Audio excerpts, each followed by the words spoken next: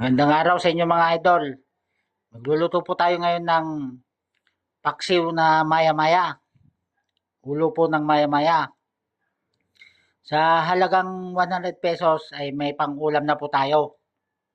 Yan po yung mga sangkap natin. Bagoong, suka, sili, tinurog na luya, sibuyas, laurel, at saka pamintang durog.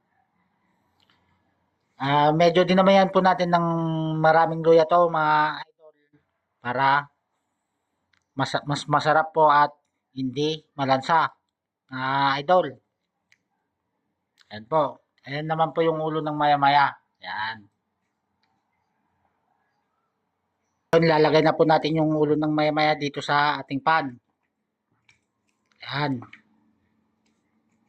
Ayan. Ayan po.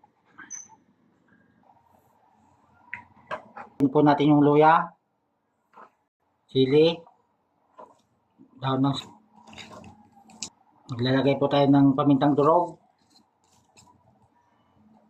Maglalagay po tayo ng bagoong. Ayan. Suka. Maglalagay po tayo ng suka. Ayan, maglalagay po tayo ng seasoning. Ayan, magic-sarap. Ayan, mga idol, kompleto na po tayo ng rekado. Kakaroon na po tayo ng ulam sa halagang 100 pesos lang. Ang bili po natin sa ulo ng maya-maya ay 50 pesos lang. Binili po natin to sa Divisoria. At saka yung mga sangkap natin, bumili po tayo ng 10 piso, 5 pisong sili. Ayan po, at may bagoong naman tayo rito sa bahay, sa kasuka. Okay, sasalang na po natin to.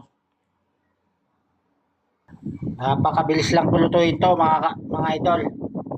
15 minutes, luto na po to. Ayan po siya. Ayan.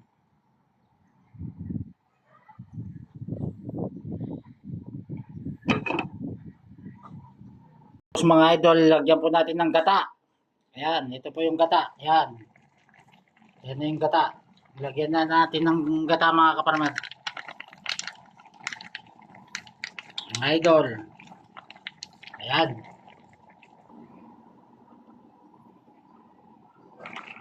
Ayan. Napakasarap nito mga idol.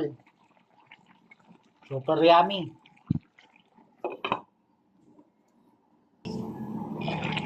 Ayan, luto na mga idol.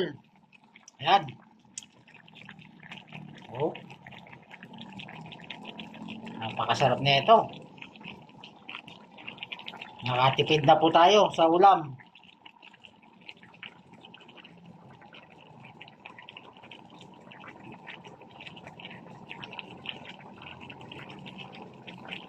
Ayan po.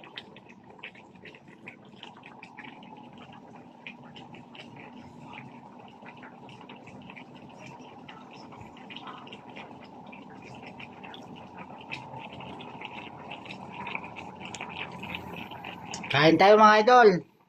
Salamat po sa panonood. Thank you po.